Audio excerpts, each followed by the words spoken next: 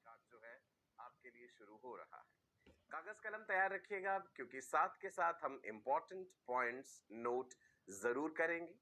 NCERT से भी आपने साथ के साथ ये जरूर पढ़ लेना है। पहले आप मेरे साथ एक चैप्टर पढ़ लेंगे, उसके बाद आप साथ के साथ एनसीईआरटी से भी पढ़ते जाएं। क्लियर है जी? चलिए, एक पॉजिटिव सोच, एक पॉजिटिव एनर्जी के साथ आगाज करते हैं आज के इस बेहतरीन टॉपिक का। अक्सर बचपन में आप लोग भी शायद ऐसा सोचते होंगे कि भाई हमारा जो रंग रूप है, आंखों का रंग है या बालों का रंग है, ये बिल्कुल एग्जैक्टली हूबहू हमारे भाई बहनों से क्यों नहीं मिलता, या फिर मैं अपने भाई की एग्जैक्ट कार्बन कॉपी क्यों नहीं, है ना? जैसे दिखाया गया जी, ये एक बच्चा नन्हा सा इस सोच विचार में है, why does my brother have beautiful blue eyes. I colour के अलग अलग शेड्स होते हैं, आपको याद है? आंख में वो कौन सा स्ट्रक्चर है जो आंख को रंग देता है? Eye colour is because of what? Is it because of cornea? Is it because of lens? और is it because of iris? आंखों का जो रंग है, that is because of the pigment present in iris. Iris gives color to your eye और ये genetically transmit होता है। समझेंगे इन चीजों को। चलो ना, थोड़ा सा याद करते हैं क्लास 11th में जो हमने सेल स्ट्रक्चर डिटेल में पढ़ा था। Cell, the structural and functional living unit of life, याद है जी आपको? एक सेल की अलग अलग ऑर्गेनल्स जो हमने पढ़े थे कि भाई सेल में सेल मेम्ब्रेन होती है ना? सेल मेम्ब्रेन के अलावा हमने माइटोकॉन्ड्रिया के बारे में पढ़ा था, just the powerhouse of the cell. Golgi complex या गोल्जी बॉडी के बारे में जाना। एक बहुत ही इंपॉर्टेंट ऑर्गेनल के बारे में डिस्कस करा था, that is nucleus. Nuclear membrane, pores होते हैं उसमें। न्यूक्लियस के अंदर क्या पढ़ा था हमने, याद है? Genetic material of the cell, right? DNA, chromosomes. अभी हम रिलेट करेंगे कि भाई क्रोमोसोम क्या है, ये डीएनए क्या है और ये जीन क्या होता है। इस चैप्टर में जीन शब्द बार बार इस्तेमाल होगा। जेनेटिक्स कहा ना मैंने, सो पहले हम समझ लेते हैं कि जीन होते क्या हैं। चले राइट है, कौन से वाले जीन की बात कर रहा हूं? It is GENE। What is gene, what is DNA, what are chromosomes? याद कीजिए, न्यूक्लियस, राइट जी? सो न्यूक्लियस के अंदर होता है जेनेटिक मटेरियल, और जेनेटिक मटेरियल है जी क्रोमोसोम्स। क्रोमोसोम्स किससे बने हैं? डीएनए से। प्रोटीन्स भी प्रेजेंट है वहां पे। Genetic material as chromosomes during the metaphase of mitosis. Mitosis में हमने अलग अलग स्टेजेस पढ़ी थी, profess, metaphase, anaphase, telophase. Chromosomes कब नजर आते? मान लीजिए आपने एक सेल में प्रॉपरली क्रोमोसोम स्टडी करने हैं कि भाई जैसे हम बनाते हैं क्रोमोसोम डायग्राम में कुछ इस तरह से, राइट? ये हमें कब नजर आएंगे? सेल मेटाफेस के टाइम पे, सेल डिवीजन के टाइम पे हमें इस तरह के क्रोमोसोम्स नजर आते हैं।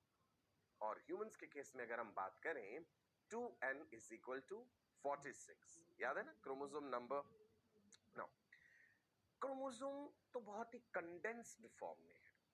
अगर मैं एक क्रोमोसोम को लेके अनवाइंड करता जाऊं, खोलता जाऊं, समझ लीजिए कि ऊन का एक गोला है, उसके ऊपर ऊन ऐसे ऐसे ऐसे लिपटी होती है ना। सो वो धागा मैं निकालता जाऊं, खोलता जाऊं, अल्टीमेटली तो वो डीएनए ही तो है, राइट जी? सो आप देखिए, यहाँ पे हमने क्रोमोसोम दिखाया। क्रोमोसोम किससे बना है? क्रोमेटिन फाइबर से। आपको न्यूक्लियोसोम मॉडल याद होगा शायद। क्रोमोसोम किससे बना है? क्रोमेटिन फाइबर से। क्रोमेटिन फाइबर को भी जब हमने बिल्कुल खोल दिया, सो हमें मिल गया जी डीएनए। हिस्टोन ऑक्टेमर याद है, उसके चारों तरफ लिपटा हुआ है। सो ये है जी डीएनए। सो सारी कहानी जेनेटिक्स की बस इसी डीएनए पर ही आधारित। गुणसूत्र जो है हमारे, क्रोमोसोम्स जो हैं, ये डीएनए से बने हैं। डीएनए में न्यूक्लियोटाइड्स, डीएनए का फुल फॉर्म क्या है जी? Deoxyribose nucleic acid. इसमें न्यूक्लियोटाइड्स है, पॉलीन्यूक्लियोटाइड हम कह देते हैं। न्यूक्लियोटाइड आपको याद है, नाइट्रोजनस बेसेस, शुगर है, फॉस्फेट है, जुड़ करके न्यूक्लियोटाइड बनता है। सो जैसे ये डीएनए आपको नजर आ रहा है, डबल हेलिकल स्ट्रक्चर हमने पढ़ा है जी डीएनए का, और डिटेल में जानेंगे डीएनए के बारे में आने वाले टॉपिक्स में। देखिए जी, डीएनए क्या है बेटा? डीऑक्सीराइबोन्यूक्लिक एसिड जो है सीक्वेंस ऑफ न्यूक्लियोटाइड्स। इसीलिए हम ये भी कह देते हैं कि ये पॉली न्यूक्लियोटाइड है, polynucleotide, many nucleotides, deoxyribose nucleic acid. अब आप गौर फरमाइए, आपको यहाँ पे ये अल्फाबेट से नजर आ रहे हैं, A T G C, A T G C repeated है। क्या है ये ए टी जी सी? आइडिया है, कुछ याद है जी आपको? Yes, adenine, guanine, thymine, cytosine. Nitrogenous bases में प्यूरीन्स एंड pyrimidines पढ़े थे हमने, बायोमोलिक्यूल्स में भी बताया था। सो ये ATGC जो है, नाइट्रोजनस बेसिस जो है, ये एक पर्टिकुलर सीक्वेंस में अरेंज्ड है यहाँ पे, और इसका एक डेफिनेट मीनिंग होता है। ये जो ATGC, फिर मान लीजिए GCC, ATT ऐसे करके जो लिखा है ना, ये एक कोडेड लैंग्वेज है, ये एक भाषा है, राइट? और ये जो छोटा सा सेगमेंट है ना यहाँ पे, ये प्रोटीन्स के लिए कोड करता है, यहीं से प्रोटीन्स का निर्माण होगा। And proteins are hardware of the cell, nucleic acids are software of the cell, enzymes जो है वो भी प्रोटीनेशियस है। रिलेट करते जाइए सारी चीजें, ठीक है जी? अभी तक क्या बताया? सेल के अंदर न्यूक्लियस है, न्यूक्लियस के अंदर क्रोमोसोम्स है, क्रोमोसोम्स को अगर मैं पूरा खोल दूं, अनवाइंड कर दूं, तो वो अल्टीमेटली डीएनए है।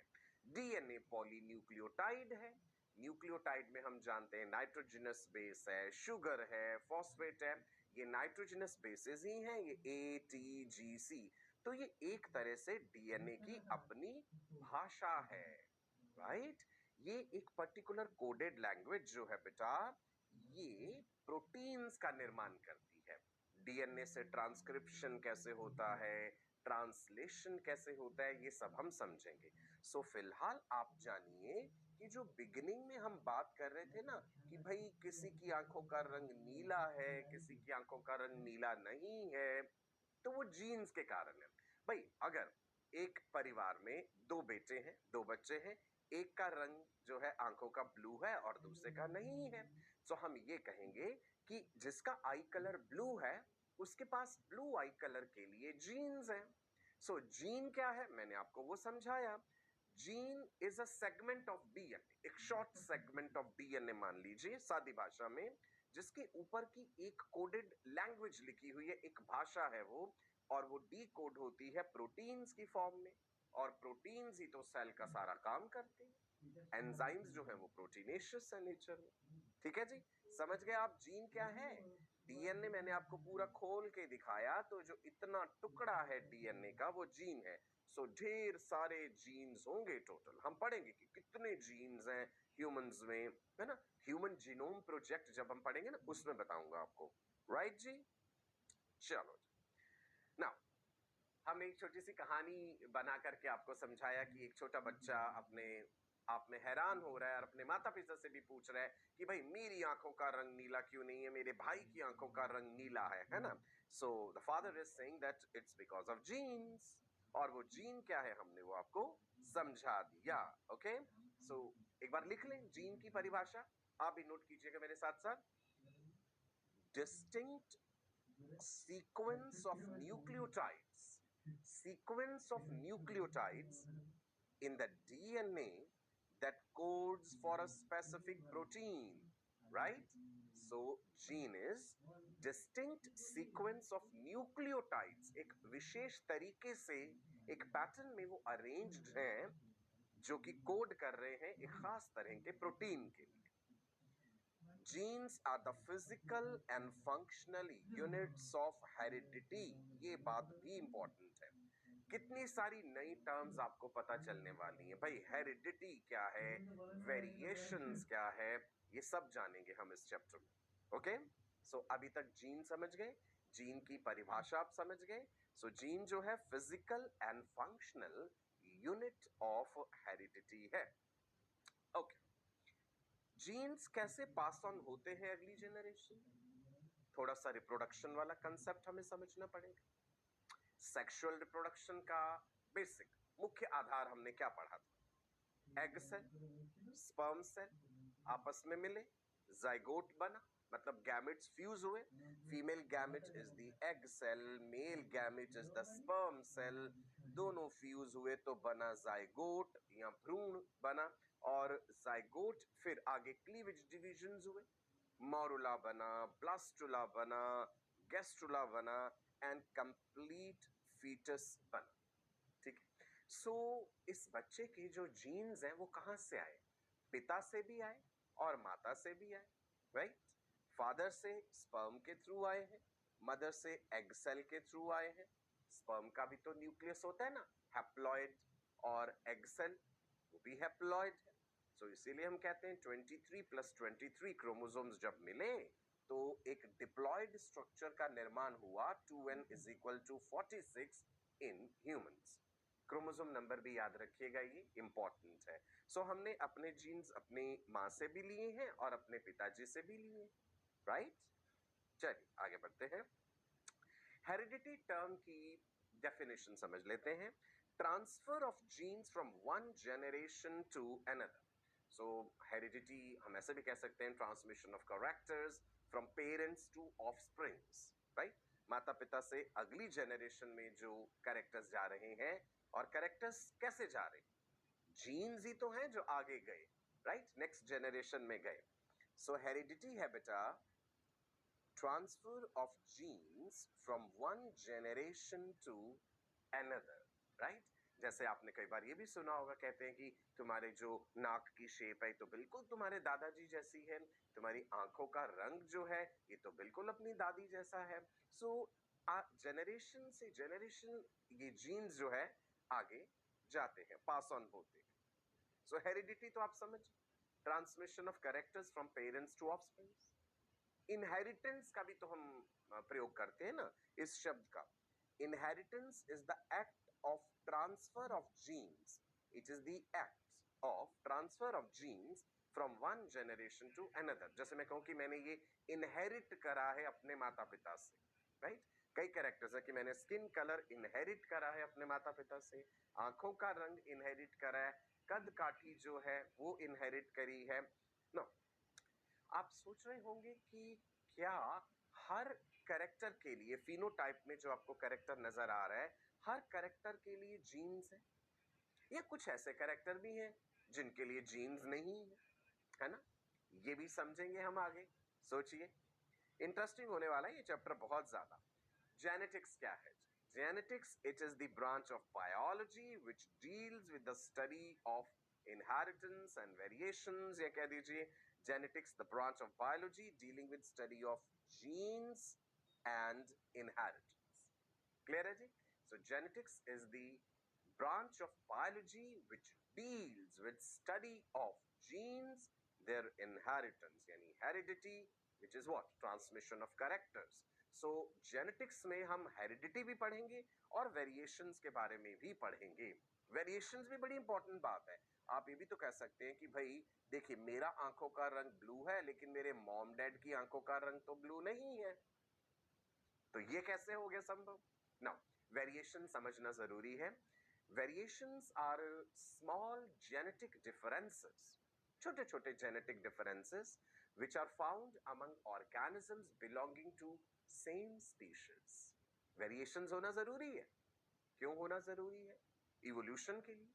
कई बार मैंने आपको पहले भी बताया और ये याद भी रखिएगा, variations provide raw material, variations provide raw material for evolution. We are products of sexual reproduction, है ना? सेक्सुअल रिप्रोडक्शन ही तो होता है ह्यूमंस में, तो वैरायटी होना जरूरी है। Sexual reproduction results in variety, variety होगी तो इवोल्यूशन होगा, इवोल्यूशन भी डिटेल में हमने पढ़ना है।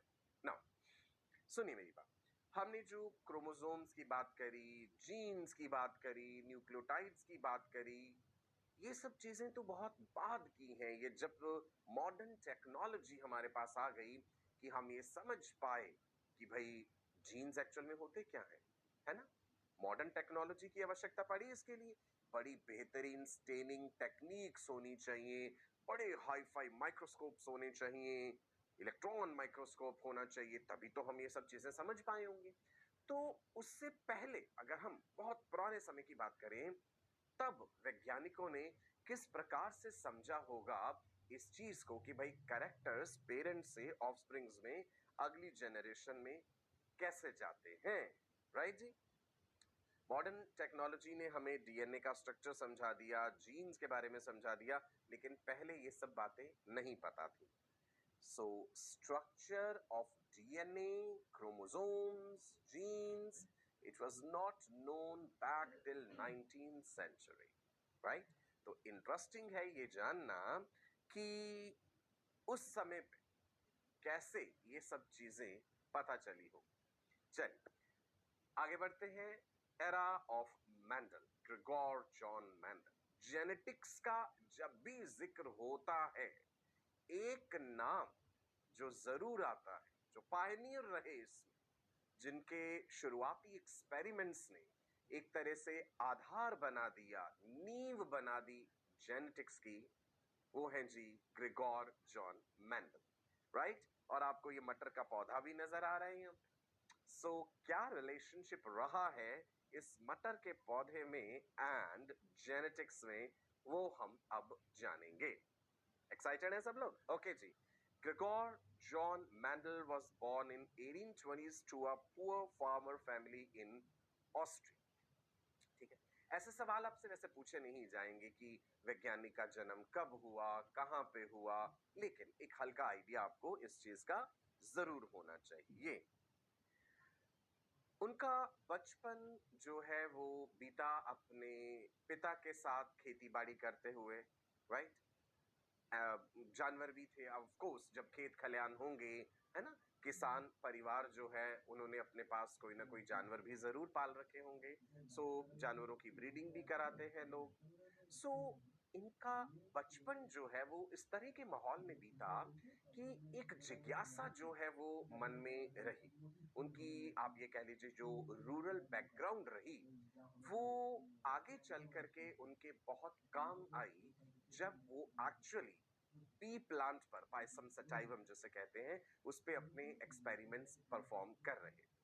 कहते हैं ना, किसी भी प्रकार की शिक्षा जो आपने ग्रहण करी है, नॉलेज किसी भी प्रकार की जो आपने ली है, वो कभी वेस्ट नहीं जाती। जो कुछ भी आपने सीखा है अपने जीवन काल में, बचपन में कह लीजिए या उसके बाद कह लीजिए, वो काम जरूर आता है। सो ऐसा ही कुछ मैंडल के साथ भी रहा। At the age of 21, he joined the monastery because उस समय जो है कि जो मोनास्ट्रीज हुआ करती थी, चर्च का दबदबा था उस समय, सो वो एजुकेशन का और रिसर्च का मुख्य सेंटर हुआ करती थी। अच्छा मैं आपको बात बताऊं, मैंडल जो थे वो एक टीचर बनना चाहते थे, लेकिन उस समय कुछ प्रोसीजर ऐसा था कि भाई एक पर्टिकुलर एग्जाम होता था जो क्लियर करना पड़ता था यदि आप टीचिंग प्रोफेशन में आते हैं। किसी कारणवश वो ये एग्जाम क्लियर नहीं कर पाए, राइट? सो जो उनका टीचर बनने का सपना था वो पूरा नहीं हो पाया। लेकिन वो कहते हैं ना कि जिंदगी में एक बार कभी हार मिले तो उसे हार नहीं मानते, राइट? हारना उस बात को कहते हैं कि जब आप एक बार हारने के बाद कभी उठ ही ना पाए, एक बार गिरने के बाद अगर आप उठे ही नहीं कभी, तो ये है असली हार, राइट जी? अगर आपने अपनी गलती से या अपनी जिंदगी में हुए किसी फेलियर से एक सीख लेकर के आगे के जीवन को बेहतर बनाने के लिए सोचा है, सो वो असली जीत है आपकी, राइट जी? सो मैं आपको बता रहा था कि वो एक अध्यापक बनना चाहते थे, लेकिन किसी कारणवश ऐसा नहीं हो पाया। So then he again joined monastery. फिर क्या हुआ जी? फिर बड़ी ही इंटरेस्टिंग स्टोरी शुरू होती है कि किस प्रकार से उनके दिमाग में ये ख्याल आया कि क्यों ना पी प्लांट को लेकर के कुछ एक्सपेरिमेंट्स करे जाए। अच्छा, ये ख्याल कैसे आया, ये भी जानना जरूरी है। मेंडल से पहले प्री मेंडेलियन एरा की अगर मैं बात करूं, उस समय इनहेरिटेंस को लेकर के जो कंसेप्ट्स होते थे उन्हें कलेक्टिवली हम ब्लेंडिंग थ्योरीज कह देते थे। ब्लेंडिंग का मतलब समझते हैं? मिल जाना, मिश्रण हो जाना किसी चीज का, कि भाई काला रंग है, सफेद रंग है, मिला दीजिए, ब्लेंड कर दीजिए तो वो ग्रेइश हो जाएगा, हल्का काला हो जाएगा, ग्रेइश हो जाएगा। तो लोगों का ये मानना था कि भाई फादर के कैरेक्टर्स और मदर के कैरेक्टर्स जो है बच्चों में जब वो पहुंचते हैं तो वो ब्लेंड हो जाते हैं, मिश्रित होकर के वो गुण अगली जनरेशन में जाते हैं। So before Mendel started studying traits, trait नहीं आपको बताऊंगा कि trait शब्द का मतलब क्या होता है। Before Mendel started studying traits, it was believed, ऐसा माना जाता था, that traits of an offspring will always be the mixture of that trait in both the parents. Right जी? माता पिता में गुण है, ट्रेट है, अगली जनरेशन में जो जाएगा तो मिल जाएगा, मिश्रित होकर के आएगा। मेंडल को इस बात पे यकीन नहीं होता था, राइट जी? और इस कंसेप्ट को ब्लेंडिंग थ्योरी ऑफ इनहेरिटेंस कहते थे। अलग अलग दार्शनिक या कह दीजिए अलग अलग वैज्ञानिक कह दीजिए, उन्होंने इसको लेकर के बहुत सारी कंसेप्ट्स दिए थे जो मैं आपको ब्रीफली बताऊंगा। अब आप देखिए कि ब्लेंडिंग से मतलब क्या है। पर्पल रंग दिखा, सफेद रंग दिखा, दोनों को मिला दिया, राइट? जब दोनों ब्लेंड हुए तो आपने देखा ये लाइट पर्पल हो गया बीच। ब्लेंड, ब्लेंड का मतलब समझे? गाढ़ा रंग है और सफेद रंग है, मिलाया और वो कितना हल्का हो गया। This is what is blending. ये सच नहीं है, एक्चुअल में कैरेक्टर्स ऐसे नहीं अगली जनरेशन में पहुंचते हैं, लेकिन हम ये थोड़ा सा इतिहास जान रहे हैं इस कंसेप्ट का। सो थ्योरीज ऑफ ब्लेंडिंग इनहेरिटेंस की अगर मैं बात करूं, बहुत सारे दार्शनिक कह लीजिए, फिलोसोफर्स कह दीजिए, वैज्ञानिक कह दीजिए, इन्होंने कई कंसेप्ट्स दिए। पाइथागोरस ने मॉइस्ट वेपर थ्योरी दी, एरिस्टोटल ने फ्लूइड थ्योरी दी, स्वेमरडैम ने प्री फॉर्मेशन थ्योरी दी, मॉपर्चियस ने पार्टिकुलेट थ्योरी दी, डार्विन ने थ्योरी ऑफ पैनजेनेसिस दी, एंड विस्मैन का concept theory of continuity of germ plasm. आपको ये सब रटनी नहीं है ना? ऐसा जरूरी नहीं है आप एक एक थ्योरी को पढ़ें और उसका नाम जाने, नहीं।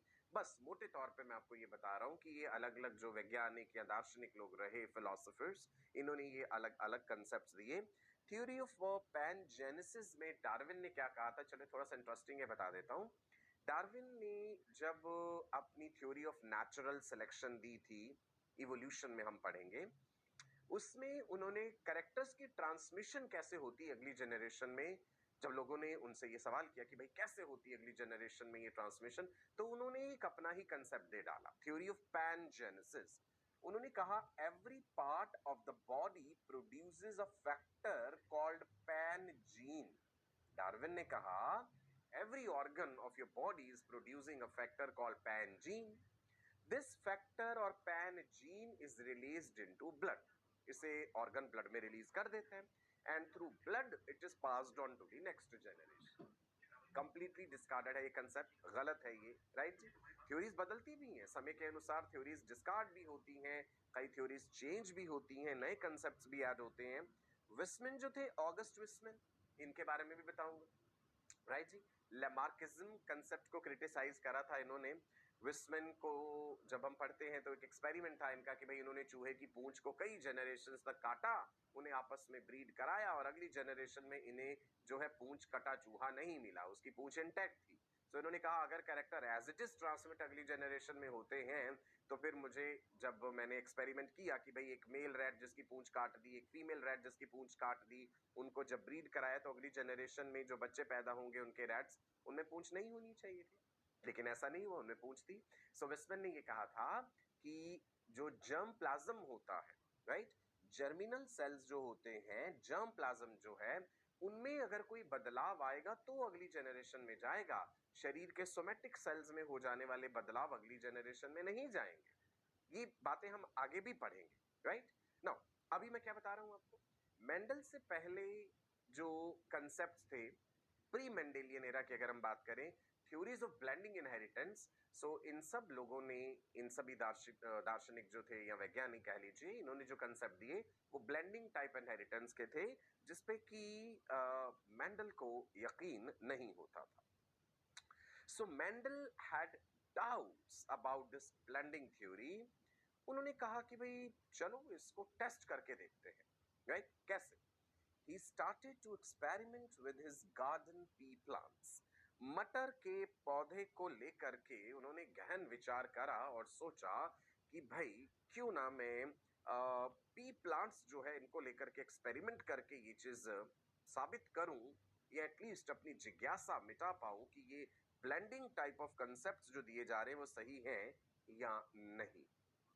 ठीक है जी, चलिए इस कहानी से बाहर निकलते हैं और जानते हैं मैंडल्स एक्सपेरिमेंटल मॉडल। जब भी आप कोई रिसर्च करने जाते हैं तो आपको कोई ना कोई एक्सपेरिमेंटल मॉडल तो चुनना ही है, राइट? इस केस में एक्सपेरिमेंटल मॉडल क्या है?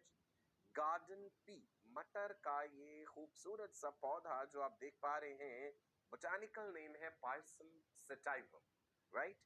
कॉमन एडिबल पी, मटर जो हम खाते भी हैं, है ना? Chromosome number 2n is equal to 14, याद रख लीजिएगा, chromosome number 2n is equal to 14।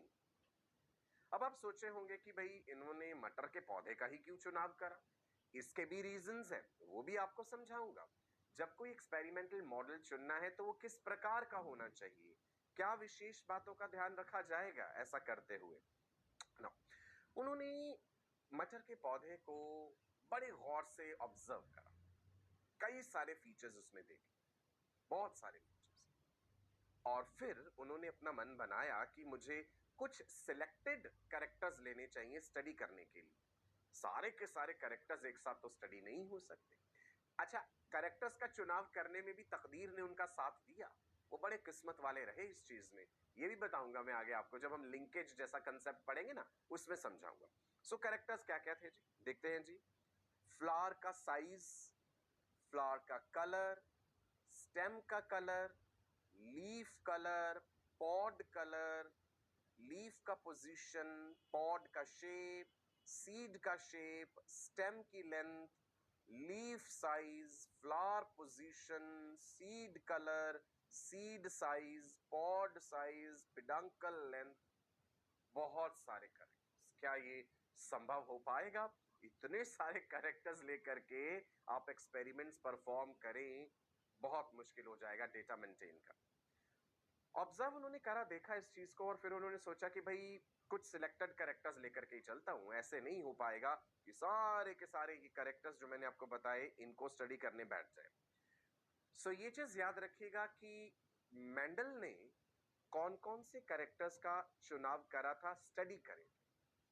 Flower का कलर, मटर के पौधे का जो वो खूबसूरत सा फूल है पर्पल कलर का, क्या सिर्फ पर्पल होता है? नहीं, उसमें हम देखेंगे कि क्या क्या हमें वेरिएशंस मिल रहे हैं, क्या क्या ऑप्शंस हैं फ्लावर कलर में। देन पॉड का कलर, पॉड समझते हैं ना, मटर की फली जो होती है उसका रंग उन्होंने एक ले लिया भाई, करेक्ट, राइट? स्टेम की लेंथ, लंबाई, पौधे की लंबाई, भाई ऊंचा है, टॉल है, या छोटा है, ड्वार्फ है। पॉड की शेप, जो फली है मटर की, उसकी शेप कैसी है, इन्फ्लेटेड है, कंस्ट्रिक्टेड है। सीड जो है, बीज जो है, उनका शेप कैसा है, राइट? क्या वो राउंड सीड्स है, क्या वो रिंकल्ड सीड्स है? फ्लावर की पोजीशन स्टडी करी, एक्सियल है या टर्मिनल है। सीड का कलर, ये ऑप्शंस उन्होंने चुन लिए। तो अब आपको स्क्रीन पे जो चीज दिख रही है, जहां जहां मैंने टिक करा है ना, ये आपको ध्यान रखना है बेटा। मेंडल ने कौन कौन से कैरेक्टर्स स्टडी करे थे, राइट? अगर मान लो मैं ऑप्शन दे दूं, एक क्वेश्चन दूं आपको, which of the following character Mendel did not study in his experiments, और वहां पे मैं दे दूं जी पॉड साइज एक ऑप्शन, तो ये आंसर होगा पॉड साइज उन्होंने स्टडी नहीं करा था, राइट जी? कितने हो गए ये कैरेक्टर्स, कितने? गिनो जरा, 1 2 3 4 5 6 7। ओके, चलो जी आगे बढ़ते हैं। करेक्टर जब मैं कह रहा हूं तो इसका मतलब क्या है? A heritable feature that varies among individuals, एक ऐसा विशेष गुण। A character is a heritable feature, अगली जनरेशन में जाना चाहिए। Heritable feature that varies among individuals, right, members of the same species की बात कर रहे हैं हम यहाँ पे। और ट्रेट क्या होता है? कैरेक्टर तो आप समझ गए, ट्रेट से क्या मतलब है? Each variant of a character is called trait. This is important, बच्चे अक्सर कंफ्यूज हो जाते हैं कि कैरेक्टर और ट्रेट एक ही बात है। नहीं, ट्रेट वेरिएंट है उसका। मैं आपको एग्जांपल देके समझाता हूं। सपोज आप एक कैरेक्टर स्टडी कर रहे हैं, पी प्लांट में लगा लीजिए कि पॉड का शेप, पॉड शेप हो गया कैरेक्टर। उसमें ट्रेट दो ऑप्शंस मिलेंगे, इन्फ्लेटेड है या कंस्ट्रिक्टेड है। चलिए मान लीजिए आप ह्यूमंस में हाइट की बात कर रहे हैं सपोज, है ना, और मान लो सिर्फ हम दो ऑप्शंस लेके चले कि बहुत लंबा कद और बहुत छोटा कद, टॉल और ड्वार्फ। पी प्लांट में भी कह देंगे टॉल और ड्वार्फ। तो जो हाइट है, टॉलनेस का ये जो फीचर है, हाइट जो है, वो हो जाएगा कैरेक्टर, और टॉल और ड्वार्फ उसके दो ट्रेट्स हो जाएंगे। समझ गए आप बात? राइट जी। So each variant of the character is called trait. ना, कितने कैरेक्टर्स स्टडी करे उन्होंने? 7। Important, character 7। तो ट्रेट कितने हो जाएंगे जरा सोच लीजिएगा। अभी मैंने कहा कैरेक्टर के वेरिएंट्स होते हैं, each variant of the character is called trait. गड़बड़ नहीं करनी यहां पे ना। जो स्टडी किया मेंडल ने, 7 जो कैरेक्टर्स की हम बात कर रहे हैं, फिंगर टिप्स पे आपके होने चाहिए ये चीज। जेनेटिक्स जैसे जैसे आगे बढ़ता जाएगा चीजें कॉम्प्लेक्स भी होंगी। ये अभी नींव रख रहे हैं हम जेनेटिक्स की, एक आधार बन रहा है। इस मटर के पौधे ने ही आगे जाके पूरा इतिहास ही बदल डाला जेनेटिक्स का। स्टेम का लेंथ स्टडी किया गया जी, flower colour, flower position, pod colour, pod shape, seed colour, seed shape. फिर से बोलूं जी, स्टेम लेंथ जिसमें टॉल या ड्वार्फ वाला option, flower colour, flower position, flower position जैसे एक्सियल और टर्मिनल, पॉड का कलर, पॉड का शेप, इन्फ्लेटेड कंस्ट्रिक्टेड, सीड का कलर, देन सीड का शेप, राउंड है या रिंकल्ड है। 7 के 7 ये कैरेक्टर्स आपकी फिंगर टिप्स पे होने चाहिए। अब मैं इनके ट्रेट बता दूं आपको साथ साथ, कैरेक्टर और ट्रेट। कैरेक्टर पहला क्या लिया था हमने जी? स्टेम की जो लेंथ कह लीजिए या पौधे की लंबाई, जिसमें ऑप्शंस मिले हैं टॉल एंड शॉर्ट, दो ट्रेट हो गए। फ्लावर का कलर, फ्लावर के कलर में हमारे पास ऑप्शन क्या मिल जाएंगे आगे, अभी देखते हैं। उससे पहले ये स्लाइड देख लीजिए जरा। स्टेम लेंथ की जब बात करते हैं, tall pea plant, short pea plant, right जी। अच्छा, आपको याद आ रहा है कुछ आपने जो क्लास 10th में ऐसे पढ़ा था, capital T, then small T, फिर क्रॉस बनाते थे ऐसे, capital T, small T, homozygous, heterozygous, ये सब चीजें अब डिटेल में आप जानेंगे और कुछ छोटे छोटे न्यूमेरिकल्स भी करेंगे इन पे बेस्ड। ठीक है जी। सो स्टेम लेंथ हो गया toll pea plant, short pea plant. अब आ जाते हैं जी फूल के रंग पे, वायलेट है, व्हाइट है।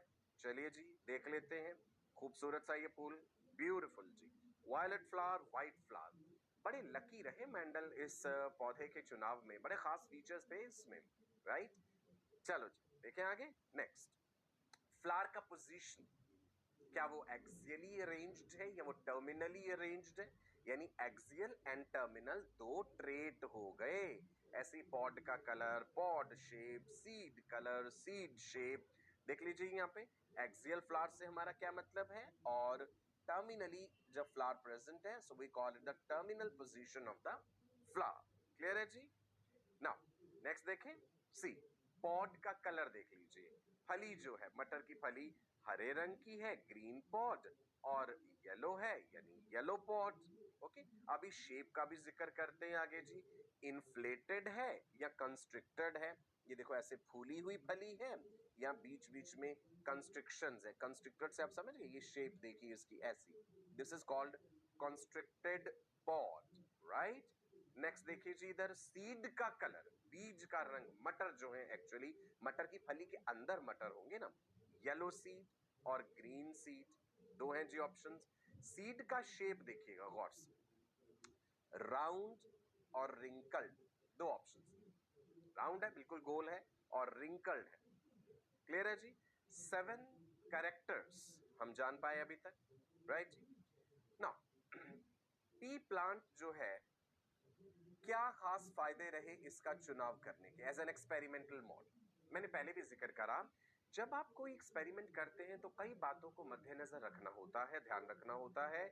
अब ऐसा तो नहीं है कि भाई आप शेर, चीता, हाथी, घोड़ा लेके उन पे एक्सपेरिमेंट्स करने जाएंगे, उन्हें ब्रीड कराएंगे, उनकी जनरेशन स्टडी करेंगे। It is not possible.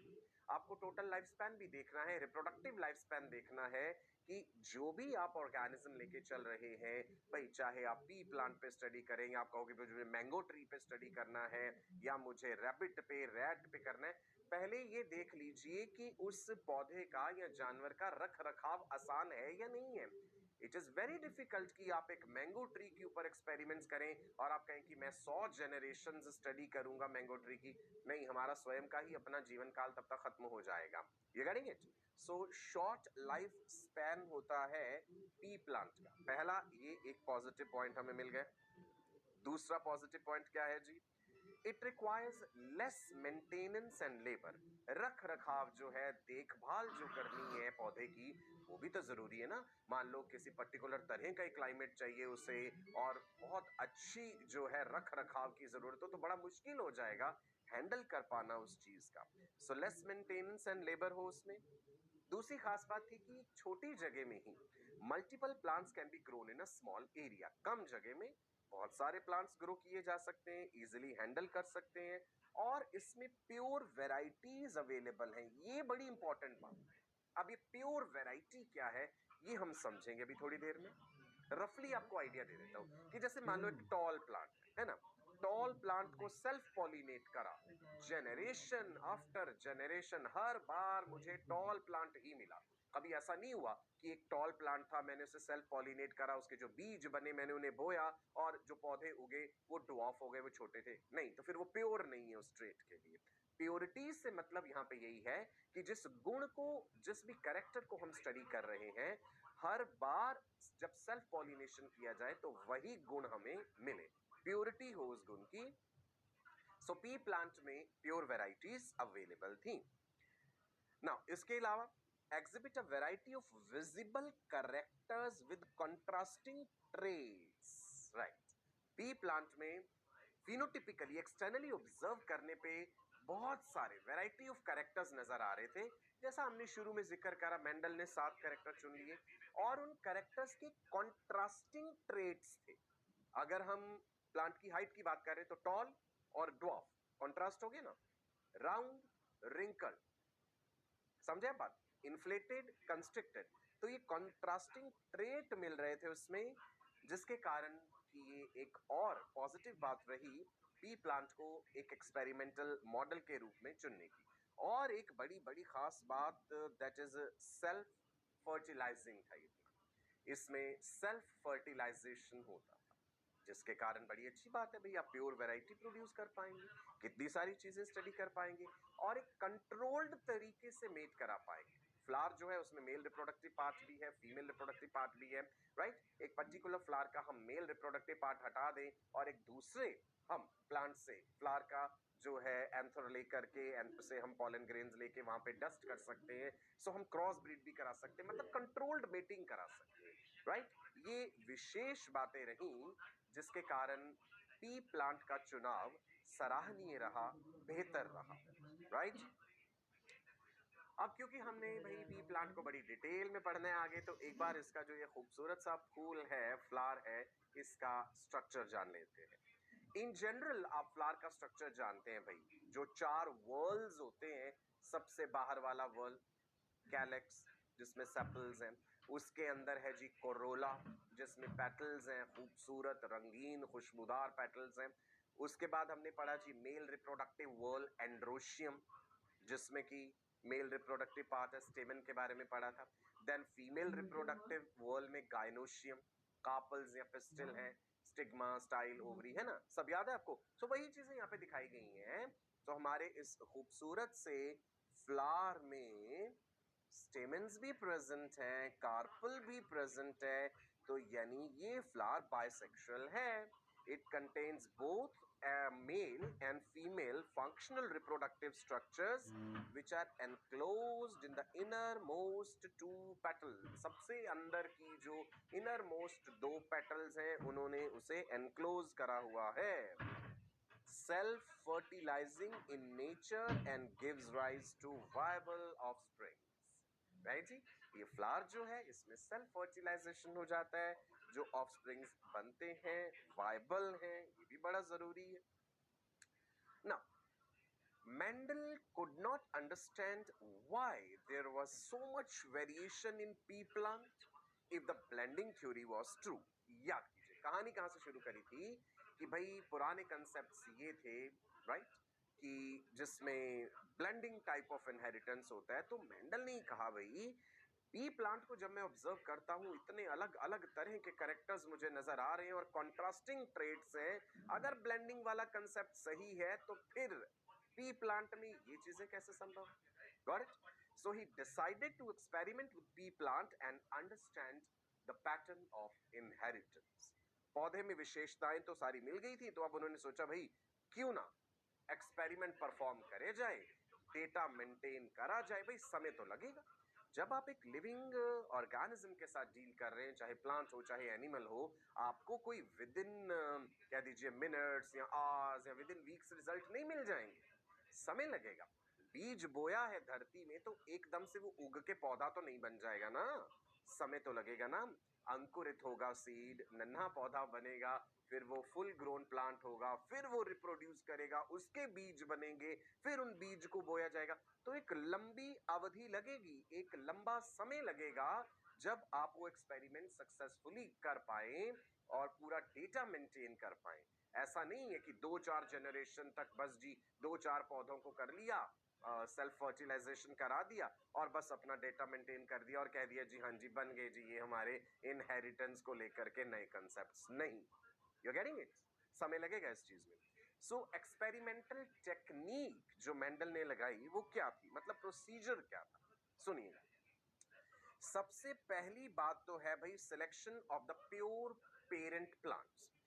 यदि मैं ये स्टडी करने जा रहा हूं कि भाई एक टॉल पी प्लांट को जब मैं क्रॉस कराता हूं एक शॉर्ट पी प्लांट से, ठीक है, तो अगली जेनरेशन में मुझे क्या मिलेगा?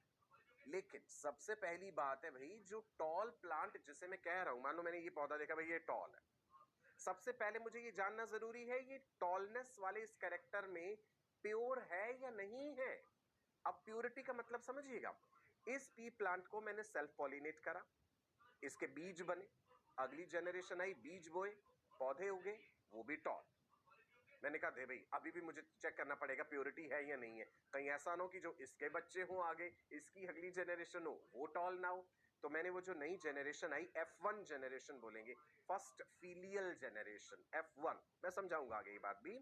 सो जो नेक्स्ट जनरेशन टॉल प्लांट की आई उसको सेल्फ पॉलिनेट करा, उसके बीज बोए, उससे प्लांट बने, फिर उसे सेल्फ पॉलिनेट करा। ऐसा कई बार कई जनरेशंस तक करने पे जब आप श्योर हो जाएं कि ये प्योर है उस पर्टिकुलर कैरेक्टर के लिए, तो हम उसका चुनाव कर लेंगे।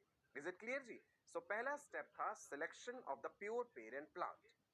दूसरा, hybridization of pure plants for F1 generation. Hybridization of the pure plants for the F1 generation. तो ये प्योर प्लांट है, मैंने इसे कह दिया प्योर टॉल प्लांट, और ये प्योर शॉर्ट प्लांट है, इनको क्रॉस कराया, अगली जनरेशन जो आई इसको कहा F1, ये हुआ जी हाइब्रिड, राइट?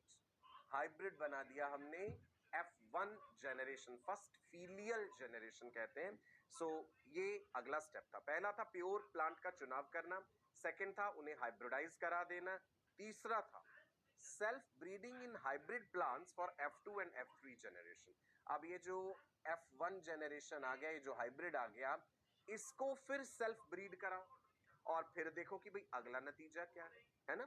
जैसे आपने अभी तक 10th में पढ़ा था कि भाई कैपिटल टी स्मॉल टी, हमें हाइब्रिड मिला कैपिटल टी और स्मॉल टी। फिनोटिपिकली देखने में ये टॉल है, लेकिन जीनोटिपिकली जब हम देखते हैं तो हमें पता चल रहा है कि भाई इसमें कुछ और भी छुपा हुआ है।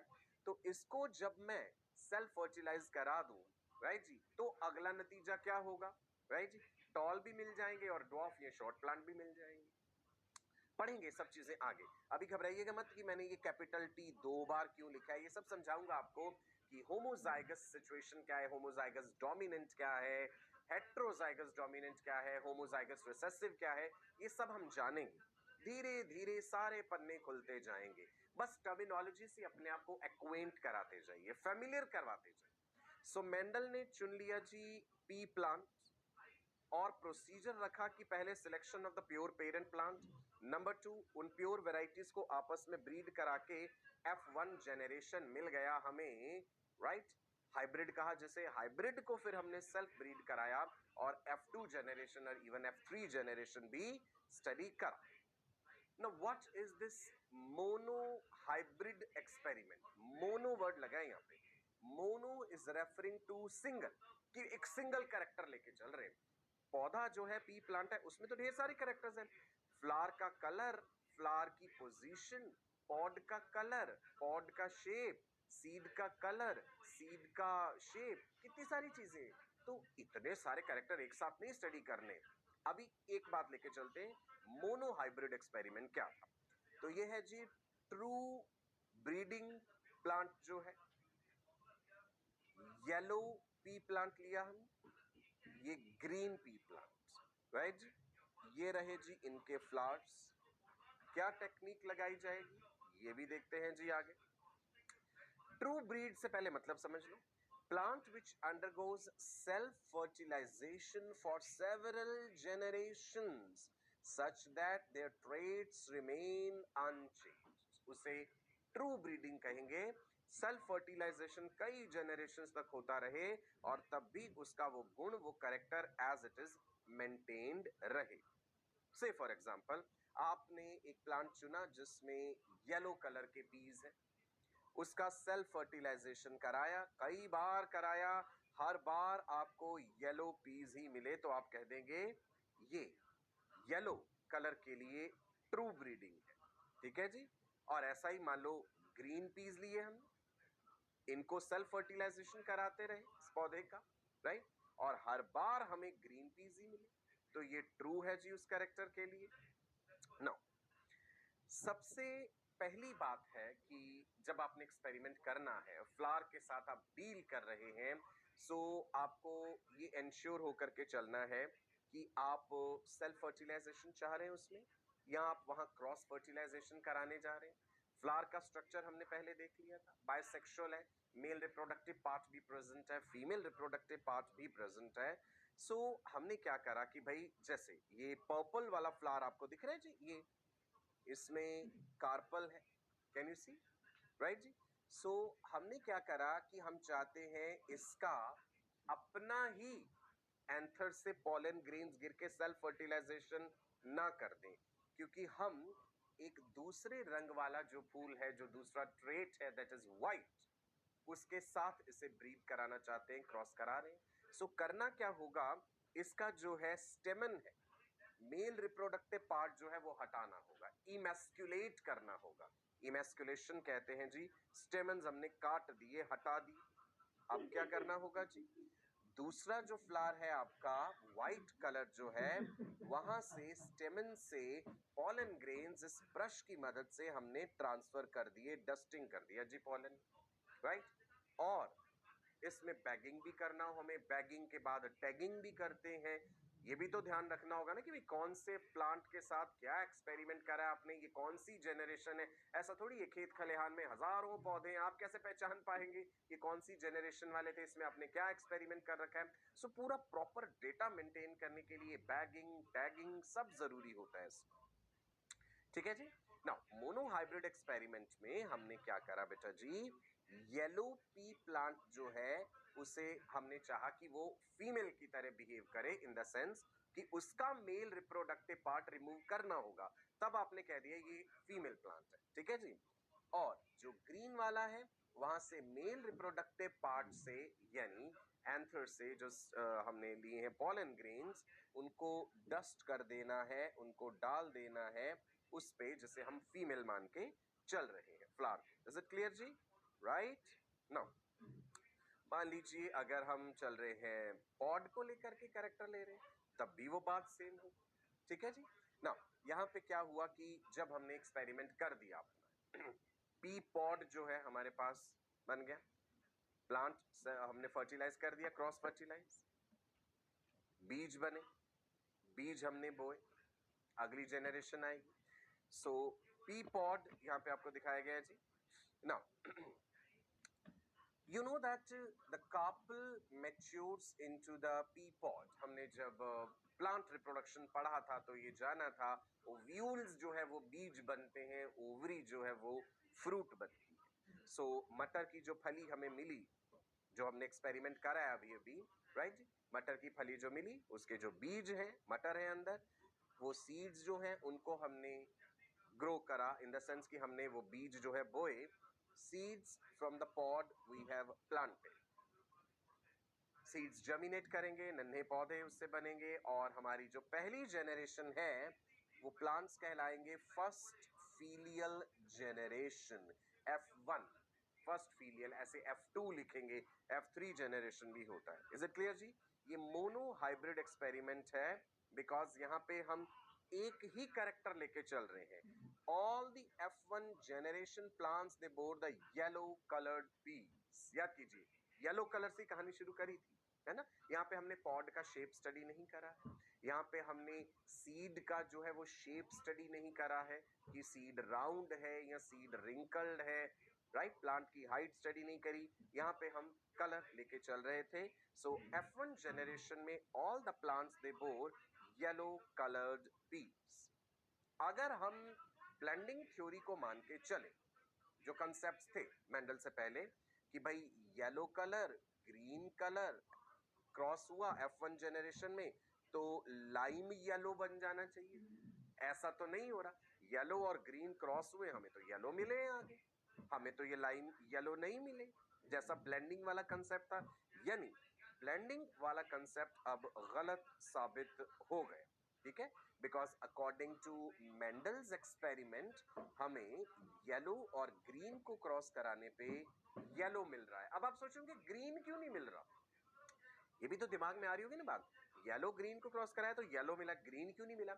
यहाँ पे हम कंसेप्ट पढ़ेंगे कि डोमिनेंट का मतलब क्या होता है और रिसेसिव का मतलब क्या होता है, ठीक है जी, क्लियर है इतना आपको अच्छे से, राइट नाउ F1 जनरेशन के ये जो येलो पीस थे हमने इनको सेल्फ पॉलिनेट कर दिया। Self pollination of the F1 generation. Self pollination कैसे संभव है? प्लांट हमारा बाइसेक्सुअल है भाई, मेल रिप्रोडक्टिव पार्ट से जो पॉलन ग्रेन्स है उसी के फीमेल रिप्रोडक्टिव पार्ट पे गिरेंगे, सेल्फ पॉलिनेशन हो गया। सेल्फ पॉलिनेशन हुआ तो बीज बने, आपने वो बीज बो दिए, seeds obtained from self pollination of the F1 generation, उन सीड्स को आगे प्लांट करा, सीड्स प्लांटेड मतलब बीज हमने बो दिए, राइट नाउ अब क्या नतीजे मिले जी हमें, नेक्स्ट जनरेशन जो अब आएगी that will be second filial generation F2। इस F2 की क्या विशेषता, आप कहेंगे येलो रंग के बीज बोए हमने, हाइब्रिड जो सीड थे F1 जनरेशन वाले, इसमें क्या हुआ, many F2 generation plants with yellow peas, यहाँ पे येलो भी मिल गया लेकिन साथ के साथ सम F2 generation plants with green peas भी मिले। देखो हमें क्या हुआ, सबसे पहले हमने येलो और ग्रीन को जब क्रॉस कराया तो हमें मिले येलो, ये येलो वाले जब सेल्फ पॉलिनेट कराए गए तो अगली जनरेशन में येलो भी और ग्रीन भी, है ना विशेष बात, इनका भी एक पर्टिकुलर रेशो था जो हम समझेंगे, जितने उन्होंने बीज बोए, जितने पौधे वहां पे मिले, इट इज 6022 6022 2001 2001 ना, ये रेशो देखिए क्या है 3.01:1। सो हम इसे राउंड ऑफ करके 3:9 1 कह देते हैं। ये था जी मोनो हाइब्रिड क्रॉस। आगे आने वाले क्लासेस में आपको डाई हाइब्रिड क्रॉस भी बताऊंगा, बहुत सारी चीजें समझाऊंगा। सो मोनो हाइब्रिड क्रॉस क्या है? Cross between plants differing only in one character. केवल एक कैरेक्टर का जब आप चुनाव करके ब्रीड करा रहे हैं, वो मोनो हाइब्रिड क्रॉस कहलाता है। चलिए जी, एक सवाल हो जाए जल्दी से। क्वेश्चन सभी के लिए तैयार हैं आप लोग? राइट, चलो इजी है क्वेश्चन, बिल्कुल सब लोग सही जवाब देंगे, I am sure. Ratio of yellowish to green pea plants in F1 generation is. Ratio of the yellow is to green pea plants, मतलब येलो और ग्रीन वाला जो रेशियो है वो क्या है? Is it 1:0? Is it 3:1? Is it 1:3? Is it 1:1? F1 generation के लिए पूछा गया आपको, F1 के लिए, F2 के लिए नहीं था, गड़बड़ मत कीजिएगा।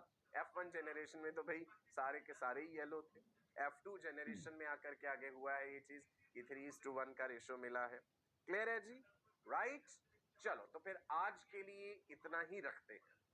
जेनेटिक्स की आज हमने शुरुआत करी, बड़ी लंबी चलेगी कहानी, बड़ा मजा आएगा। ऐसे कई कैरेक्टर्स के साथ एक्सपेरिमेंट्स करेंगे हम और देखेंगे कि क्या हर बार मेंडल के द्वारा कही गई ये बातें सही साबित होती हैं या नहीं। मेंडल को अपने जीवन काल में उतनी ख्याति प्राप्त नहीं हो पाई, राइट? कई कारण रहे कि मेंडल की कही हुई बातें उनके जीते जी उन्हें इंपॉर्टेंस या कोई विशेष नाम क्यों नहीं दिला पाई। आने वाले सेशंस में हम इन सवालों के जवाब जानेंगे। तब तक के लिए पढ़ते रहिए, खुश रहिए, स्टे ब्लेस्ड। मैं आपका अपना डॉक्टर सचिन कपूर फिर मिलूंगा आपसे। आगे बढ़ाएंगे सेशन को। DPPs daily practice papers practice करते रहिए। नमस्कार, bye bye, God bless you all, wish you all a very bright and prosperous future. Bye bye.